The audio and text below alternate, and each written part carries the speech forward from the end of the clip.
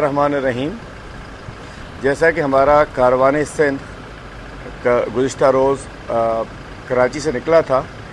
اور پورا دن ہم نے سندھ میں حیدرآباد میں جوائن ہوا، پھر اس کے بعد میر بخار ڈویژن،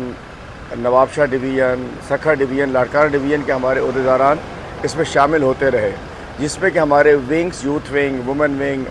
دیگر تمام ونگز کے بھی نمائندے ہمارے ساتھ شامل ہیں. ہمارے ساتھ ہم جب آئیں تو موٹر وے چونکہ سیلاب کی وجہ سے ملتان کے بعد بہہ گیا تھا، تو یہ راستہ بہت لمبا ہو چکا ہے، لیکن یہ راستے لمبے ہونے سے، چھوٹے ہونے سے، دور ہونے سے، فاصلے بڑے ہونے سے جذبوں پہ فرق نہیں پڑا کرتا. میں سلام پیش کرتا ہوں اپنے سندھ کے تمام ساتھیوں کو جو کہ اس وقت راستے میں ہیں، اور میں پیغام دینا چاہتا ہوں خیبر پختونخوا کے عوام کو، ان کے ساتھ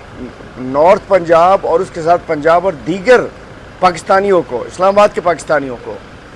کہ جب سندھ وہاں سے 1500 سے زیادہ کلومیٹر سے دور سندھ کے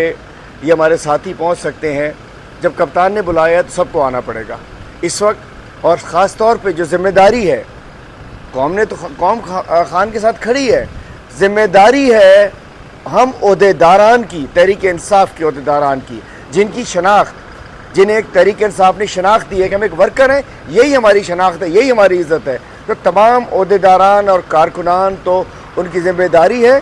خان نے بلایا ہے، ضرور پہنچے. ہم ایک روز قبل نکل آئے، اب یہ موٹر وے میں ہیں، پنجاب میں ہیں، انشاءاللہ آج شام تک ہم پشاور پہنچ جائیں گے. میں سب سے کہتا ہوں